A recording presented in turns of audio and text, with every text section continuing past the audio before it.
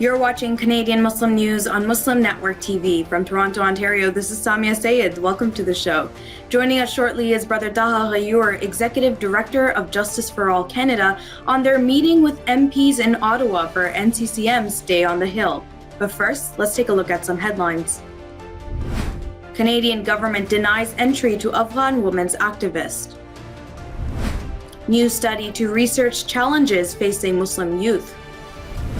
Former student wins case against a Catholic school board. India's top court delivers split verdict in hijab ban case. And now the details. The Canadian government has denied a temporary resident permit application to an Afghani women's activist, a group highlighted by Canada as vulnerable to reprisal by the Taliban. The denial is seen as a bureaucratic mistake. Farzana Adil Ghadia has been fighting for women's rights in Afghanistan for a decade. Ghadia is Hazara, an ethnic minority targeted by the Taliban. She was forced to flee in 2021 and was waiting in another country for her papers to be processed. Meanwhile, more than 4 times as many Ukrainian refugees than Afghans have been admitted in the last 9 months. The Coalition of Muslim Women of KW has hired the Institute for Religious and Socio-Political Studies to look into the challenges faced by Muslim youth in the Waterloo region. Participants aged between 13 and 25 will fill out an online survey. Nikita Valerio, director of the Institute, says Muslim youth in Canada are facing unique challenges such as identity crisis. Valerio says to local media that the previous study conducted by the Institute for the Muslim Association of Canada showed a direct correlation between personal circumstances and a youth's sense of belonging in society. The findings of the research will be published in December. Dasha Kandaharian, a 17-year-old student at York University, has won a court case against the York Catholic District School Board, barring her from running for student trustee because of her religion. 2 years earlier, the board prevented her from running for student trustee at her Catholic high school in Aurora, Ontario, because she is an Orthodox Christian and not Catholic. Last year, Kandaharian launched a lawsuit against the board. She was in grade 12 then. She sought help from the nonprofit legal and aid clinic Justice for Children and Youth, arguing that the board's policy was a violation of Canada's Charter of Rights and Freedoms. The Ontario Superior Court of Justice has agreed.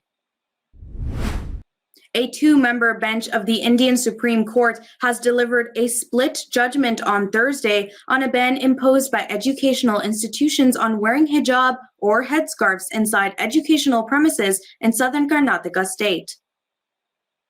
Both judges gave 2 different verdicts on the matter after extensive arguments by the petitioners and the state. One of the judges says that it is ultimately a matter of choice, setting aside the Karnataka High Court's judgment. The other, however, favored the High Court's order. Legal experts say the case will now go to a larger bench. Female Muslim students wearing hijab were barred in January this year from entering classrooms in Karnataka. And that's it for the news. Now, just a few weeks ago, the National Council of Canadian Muslims hosted a Day on the Hill, where representatives of Muslim organizations joined MPs on Parliament Hill to ask questions and demand action on anti-Muslim hatred in Canada and around the world. One organization that was there was Justice for All Canada, or JFA Canada. To learn more about their discussions, Brother Taha Ghayur, Executive Director of JFA Canada, is joining us now. Welcome, Brother Taha, and thank you so much for joining us today. Well, thank you for inviting me over again. Brother Taha, can you share with us the purpose for going to Parliament Hill a few weeks ago? Yes, I actually went there for 2 reasons. The day before the Advocacy Day at the Parliament Hill that we just referred to, there was a global affairs conference that was held at the History Museum in Ottawa. And this is where we number of known international human rights advocates were there, like Tawakkul Karman, as well as people like Khalid Beydoun, and several Canadian Muslim advocates, human rights advocates. So that was one main reason why I went to Ottawa specifically. And the next day, was the day when we had the Advocacy Day at the Parliament Hill. And this is where we specifically focused on the Uyghur forced labor. And we basically wanted to ensure that Canadian parliamentarians understood the urgency for us to enforce much stringent and much more stricter laws around use of forced labor, specifically when it comes to Xinjiang province or East Turkestan. As many Canadians may not be aware, 20% of the world's cotton comes from East Turkestan, where forced labor is being used. Almost over 50% of material that is used for solar panels comes from that region, as well as tomato ketchup, as well as a variety of clothing come from that region of the world. And unfortunately, we as Canadians have been implicit in genocide that is taking place by, allowing all sorts of products to come from Xinjiang province or East Turkestan, and we are essentially standing on the backs of, and sadly in many cases, dead bodies of Uyghur people who are in those concentration camps, up to almost 3 million as they're estimated. So I can see the urgency with the request there. Who were some of these MPs that you met with, and what demands exactly were being made? So there were about 80 Canadian Muslim leaders from across Canada who participated in this wonderful advocacy effort, and they all met different MPs in various groups. Some of the MPs that I had the honor of meeting were specifically MP Blake Desjardins from Edmonton, as well as Heather McPherson.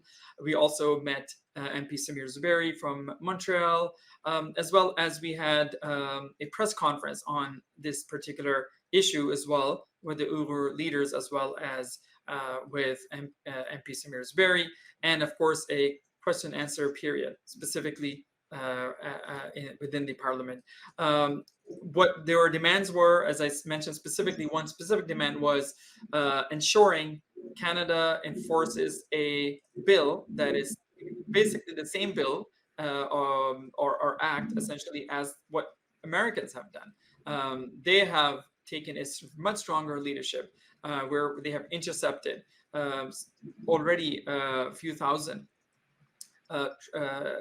shipments that are coming from China, and more specifically from Xinjiang province, unlike Canada, where we really our legislation really has no teeth when it comes to intercepting such shipments coming based on on these grounds of forced labor.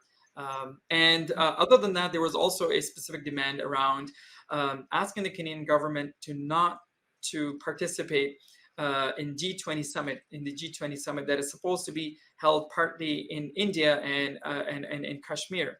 And we are asking the Canadian government not to participate in G20 next year around November 2023, because we don't want Canada to be once again part of something that is so, unfortunately, given the level of human rights crimes that are taking place for the past 70 years in India, and specifically in Kashmir, we don't want Canada to be part of that specific conflict. And I'll touch upon that later on in the interview. But something that I'm wondering is, of the numerous issues that JFA Canada works on, why was there a focus on the Uyghur one for this time's Advocacy Day? A lot has to do with the fact that Canadian government, I guess, is more ready to act on it, mainly because American government has acted on it already, and hence because there's a specific bill as 211, as 211 that is has already gone through 3 readings. The Senate now is going to be brought to the House of Commons for MPs to basically debate. So idea is that something is already in motion, is relatively low-hanging fruit, and as mentioned, there is a critical and serious urgency for Canadian government to act on it, while many other countries are taking very much more severe and serious actions. So that's one reason.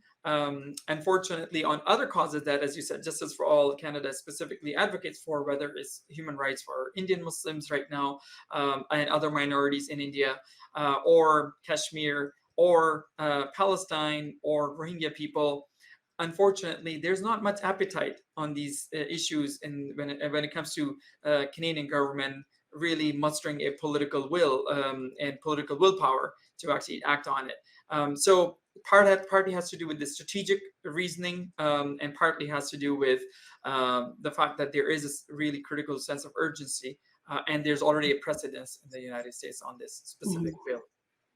Now, you've recapped quite a bit of what JFA Canada said to the government, but what did JFA Canada hear back?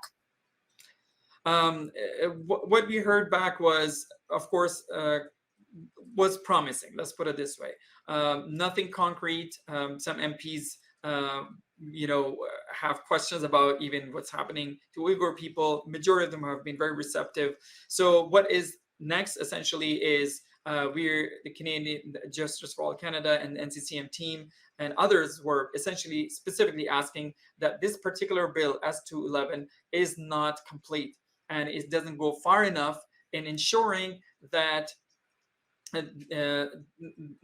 products that are coming specifically from China and in Xinjiang province specifically are actually banned or specifically unless of course the producer or the supplier can prove that there was no forced labor involved. So this is a very specific demand, and this is where, of course, there are some different opinions. Some MPs were not too excited about it. Some MPs understood what it means and the fact that we need to be very specific and specify and name China and name Xinjiang specifically in those bills. So we haven't heard much since then, but idea is that there is going to be follow-up needed and required on the part of NCCM, of course, as well as Justice for All and other advocates to ensure that these MPs whom we spoke to follow through when the time comes for the final for the bill to be actually finalized, so that the language is amended to ensure that it is specific enough to target China and Xinjiang province, and the onus is on the suppliers to prove their innocence when it comes to involvement of forced labor. Mm-hmm. And as you said, to add teeth to Canadian policy. Absolutely, that's correct. Well, thank you so much for your time today, Brother Taha. It was a pleasure having you on the show. Thank you once again. You are watching Canadian Muslim News on Muslim Network TV. That's it from our Toronto studios tonight. Make sure to like, share, and subscribe to our channel for more Canadian Muslim content. Stay safe, and until next time.